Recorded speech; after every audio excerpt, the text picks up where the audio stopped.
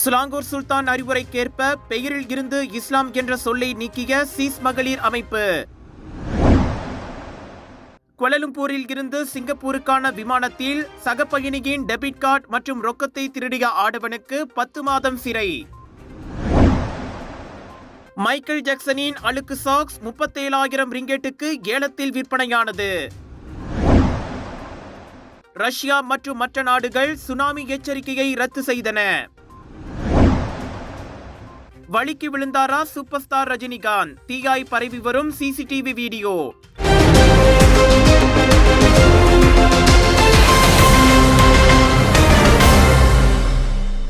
மகளிர் உரிமை போராட்ட குழுவான சீஸ் எனப்படும் சிஸ்டர்ஸ் இன் இஸ்லாம் சிலாங்கூர் சுல்தான் ஷரஃபுடின் இட்ரிஷாவின் அறிவுரையின்படி தனது பெயரில் இருந்து இஸ்லாம் என்ற சொல்லை நீக்கியிருக்கிறது.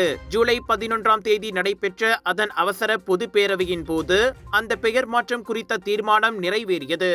இதையடுத்து பதிவு பெற்ற பெயரான சீஸ் ஃபோரம் மலேசியா என அவ்வமைப்பு இனி அழைக்கப்படும் என அதன் நிர்வாக இயக்குனர் ரொசானா இட்ரிஸ் கூறினார்.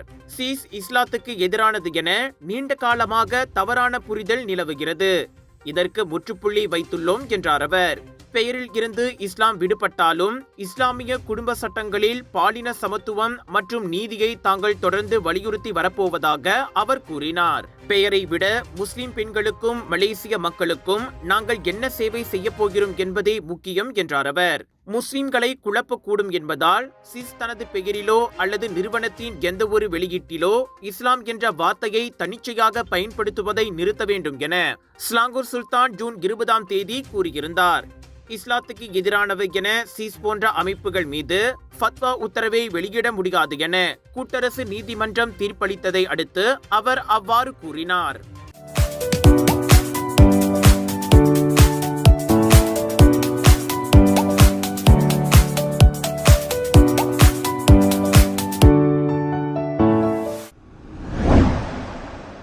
கம்பாரில் எச்சரிக்கை ஒலியுடன் அவசரமாக சென்ற தீயணைப்பு மற்றும் மீட்பு குழு வாகனத்திற்கு வழிவிடாமல் சென்ற லாரி ஓட்டுநரின் நடவடிக்கையினால் தீயணைப்பு வீரர்கள் பெரும் பரபரப்புக்கு உள்ளாகினர். இச்சம்பவம் வைரலானதை தொடர்ந்து சம்பந்தப்பட்ட லாரி ஓட்டுநருக்கு எதிராக அபராதத்திற்கான குற்றப்பதிவை போலீசார் வெளியிட்டனர். மேலும் லாரி ஓட்டுநரின் இந்த நடவடிக்கை வாகன ஓட்டுநர்கள் மற்றும் பொதுமக்களிடையே அதிருப்தியை ஏற்படுத்தியுள்ளது.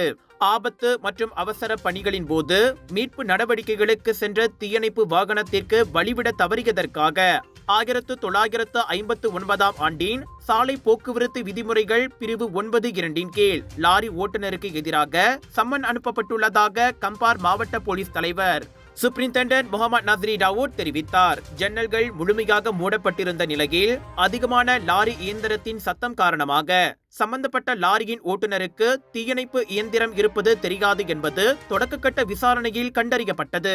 எனினும் தீயணைப்பு வண்டிக்கு வழிவிடாமல் சென்ற லாரி தொடர்பான வீடியோ வைரலானதை தொடர்ந்து கம்பார் மாவட்ட போலீஸ் தலைமையகம் விசாரணைக்கு உதவ லாரி ஓட்டுநர் மீது உடனடியாக நடவடிக்கை எடுத்தது என்று இன்று வெளியிட்ட அறிக்கையில் நஸ்ரி தெரிவித்தார்.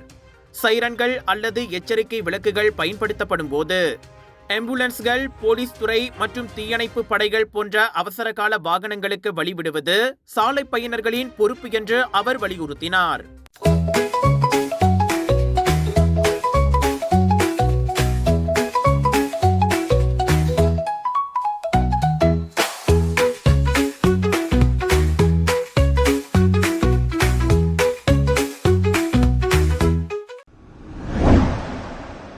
சராஸ் பண்டார் ஸ்ரீ மைசூரி அடுக்ககத்தில் உள்ள ஒரு வீட்டில் நேற்றிரவு 7 மாத பெண் குழந்தை உடலில் சிராய்ப்பு காயங்கள் மற்றும் நீல நிறத்துடன் மயக்கமடைந்த நிலையில் காணப்பட்டதை தொடர்ந்து இறந்தது. இரவு 9:34 மணிகளவில் ஆடவர் ஒருவரிடம் இருந்து இது குறித்து புகாரை பெற்றதாக கோலாலம்பூர் போலீஸ் தலைவர் டத்து முகமது யூசுப் ஜான் முகமது உறுதிப்படுத்தினார். தனது வளர்ப்பு மகள் வீட்டில் மயங்கி கிடந்ததற்கான காரணம் தெரியவில்லை என அந்த ஆடவர் கூறியிருந்தார். அவ்வீட்டிற்குள் சென்ற போலீசார் அங்குள்ள அறையில் குழந்தையின் உடலில் சிராய்ப்பு காயங்கள் மற்றும் அதன் தோல் நீல நிறத்தில் இருந்ததை கண்டுபிடித்தனர். இதனைத் தொடர்ந்து 2001ஆம் ஆண்டின் குழந்தைகள் சட்டத்தின் பிரிவு 31(1)(a) கீழ் குழந்தை துன்புறுத்தல் தொடர்பான விசாரணை தொடங்கப்பட்டுள்ளது. அதோடு அக்குழந்தையின் வளர்ப்பு பெற்றோரான 38 மற்றும் 50 வயதுடைய 2 சந்தேக பேர்வழிகள் விசாரணைக்காக கைது செய்யப்பட்டனர். விலையோ மலிவு, செலவோ குறைவு, தரமோ தரமோ உயர்வு, மனமோ நிறைவு. மக்களின் தேர்வு என்ரிகோஸ் முழு ஆடை சத்துள்ள பால்மாவு.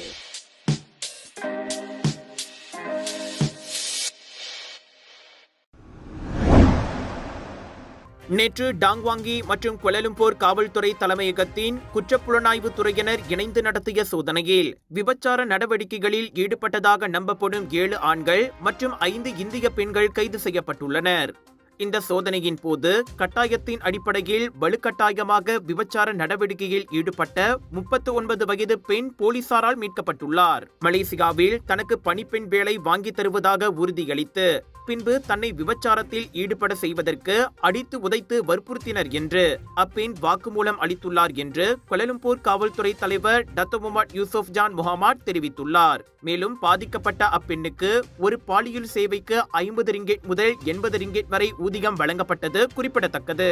மேலும் இந்த வழக்கு தண்டனை சட்டம் மற்றும் குடிவரவு சட்டத்தின் கீழ் விசாரிக்கப்பட்டு வருகின்றது என்று முகமது யூசுப் கூறியுள்ளார். புதிய இடம், புதிய தோற்றம், புதிய அல்டிமேட் டிஸ்கவுண்ட்ஸ், புதிய artist line up, millions of choices, நம்ப முடிய ஆச்சரியங்கள் நிறைந்த சவுதர்ன் இன்டர்நேஷனல் இந்தியன் எக்ஸ்போ, அனைத்துலக மாசான இந்திய விற்பனை திருவிழா. உங்களுக்காக இதை பிரம்மாண்டமாக வழங்குவது கலர்ஸ் ஆஃப் இந்தியா. 30 ஜூலை தொடக்கம் 3 ஆகஸ்ட் வரை டாப் அண்ட் ஷாப்பிங் சென்டர் ஜோஹர்பாருவில் 10 ஃபெஸ்டிவல்ஸ் ஒரே இடத்தில். Food festival, sari festival, divine festival, wedding festival எல்லாம் உண்டு. Get ready for shopping expo in top and shopping centre Johor Bahru. கோலாலம்பூரில் இருந்து சிங்கப்பூருக்கான சேவையில் ஈடுபட்டிருந்த ஸ்கூட் விமானத்திற்குள் பயணிக்கு சொந்தமான டெபிட் கார்டு மற்றும் ரொக்க தொகையை திருடிய குற்றத்திற்காக சீன பிரஜை ஒருவனுக்கு 10 மாதம் சிறை தண்டனை விதிக்கப்பட்டது. சிங்கப்பூர் மாவட்ட நீதிபதி எடிதா முன்னிலையில் கொண்டுவரப்பட்ட திருட்டு குற்றத்தை 35 வயதுடைய அந்த ஆடவன் ஒப்புக்கொண்டதை தொடர்ந்து அந்நபருக்கு தண்டனை விதிக்கப்பட்டது. இதுபோன்ற குற்றங்களில் மற்றவர்கள் ஈடுபடாமல் இருப்பதற்கு ஒரு செய்தியாக இந்த தண்டனை அமைவதாக தீர்ப்பளித்த போது நீதிபதி தெரிவித்தார். அந்த ஆடவனின் நண்பரான 41 வயதுடைய மற்றொரு நபர் மீதும் இதே போன்ற குற்றச்சாட்டு கொண்டு வரப்பட்டது. எனினும் அந்த நபர் மீதான வழக்கு விசாரணை இன்னமும் நடைபெற்று வருகிறது. அவர்கள் இருவரும் கடந்த மே 31ஆம் தேதி சீனாவில் இருந்து மலேசியா வந்தடைந்ததோடு சிங்கப்பூருக்கு சென்ற பின்னர் மற்றொரு விமானம் மூலம் ஹாங்காங் செல்வதற்கு திட்டமிட்டிருந்ததாக ஊடகம் ஒன்றில் வெளியிட்ட தகவலில் தெரிவிக்கப்பட்டது. பயணிகளின் இருக்கைக்கு மேலே உள்ள இடத்தில் வைக்கப்பட்டிருந்த மலேசிய பெண்ணுக்கு சொந்தமான பேக்கில் இருந்து 2 டெபிட் கார்டுகள் மற்றும் 169 சிங்கப்பூர் டாலரையும் ஜூன் 2ஆம் தேதி அவர்கள் திருடியதாக கூறப்பட்டது. Sunshine Kids, the place where your kids shine, the fastest growing, award-winning, best preschool chain in the town. Welcome to our preschool, where learning meets fun. Our preschool provides a nurturing environment for young learners to thrive. www.sunshinekids.com.my. நேற்று ரஷ்யாவின் கிழக்கு பகுதியில் உள்ள கம்சாட்கா தீபகற்பத்தில் ஏற்பட்ட நிலநடுக்கத்தை தொடர்ந்து வெளியிடப்பட்ட tsunami எச்சரிக்கையை பல நாடுகள் ரத்து செய்துள்ளன. ரஷ்யாவுடன் ஹவாயி, சிலே, கொலம்பியா மற்றும் எக்வாடோர் உள்ளிட்ட நாடுகளும் தங்கள் கடற்கரைகளை சென்றடையும் பெரிய வெள்ள அலைகள் எதுவும் பதிவாகாததை தொடர்ந்து சுனாமி எச்சரிக்கையை ரத்து செய்துள்ளன. இதுவரை உயிரிழப்பு எதுவும் பதிவாகவில்லை என்றும் எச்சரிக்கை அமைப்பு சீராக செயல்பட்டதாகவும் உள்ளூர் ஊடகம் அறிவித்துள்ளது. இந்த பெரிய நிலநடுக்கம் ஜப்பான், அமெரிக்கா மற்றும் மெக்சிகோ உள்ளிட்ட பெரும்பாலான பசிபிக் பகுதிகளில் இருக்கும் கோடிக்கணக்கான மக்களுக்கு சுனாமி எச்சரிக்கையை ஏற்படுத்தியது குறிப்பிடத்தக்கது. டாக்டர் அப்பாராவ் சன்னாசையின் தி ரப்பர் எஸ்டேட் பாய், பால்வெட்டியின் மகன், பல்கலைக்கழக விரிவுரையாளரான சுயசரிதை. இவரின் மகள் டாக்டர் நிஷாந்தி அப்பாராவ் கைவண்ணத்தில் உருவான டிவினிட்டி இன் டைவர்சிட்டி, 108 இந்து தெய்வங்களின் சுருக்க கதை. தந்தை மகள் படித்திருக்கும் இந்த சிறப்புமிகு நூல்களை உடனே வாங்கி படியுங்கள். கடந்த புதன்கிழமை பிரான்சில் நடந்த இசை நிகழ்ச்சி ஒன்றில் மறைந்த பாப் சூப்பர் ஸ்டார் மைக்கேல் ஜாக்சனின் ஒற்றை சாக் $8,000 அமெரிக்க விற்பனையாகியுள்ளது. 1997ஆம் ஆண்டு நடந்த இசை நிகழ்ச்சியின் போது மைக்கேல் ஜாக்சனின் இந்த சாக் அவரின் ஒப்பனை அறையில் இருந்து கண்டெடுக்கப்பட்டது என்று ஏல விற்பனையாளர் குறிப்பிட்டுள்ளார். முன்னதாக ஜாக்சன் பாடிய பிரபல பாடலான பிலிஜின் பாடல் காணொளியில் அவர் அந்த வெள்ளை நிற சாக்ஸை அணிந்திருப்பதை நாம் காணலாம். இந்நிலையில் அவர் அணிந்திருந்த தொப்பி 2023ஆம் ஆண்டில் பாரிஸில் 80,000 அமெரிக்க டாலர்களுக்கு மேல் விற்கப்பட்டது குறிப்பிடத்தக்கது. அவரது வாழ்நாளிலும் அவரது மரணத்திற்கு பிறகும் அவர் மீது குழந்தை பாலியல் வன்கொடுமை குற்றச்சாட்டுகள் இருந்த போதிலும் அவருக்கு இன்னும் மிகப்பெரிய ரசிகர் பட்டாளம் இருப்பதை யாராலும் மறுக்க இயலாது.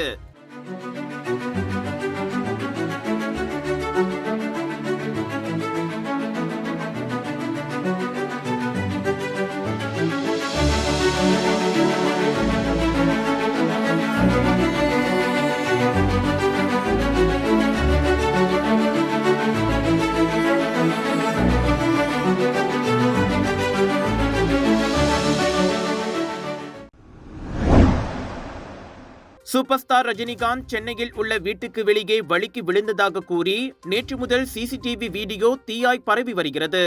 ரஜினிகாந்த் போல் உருவத்தை கொண்டவர் காலை செய்தித்தாளை எடுப்பதற்காக வெளிப்பக்கம் சென்று திரும்பும் போது வழுக்கி விழுந்து விடுவது வீடியோவில் தெரிகிறது.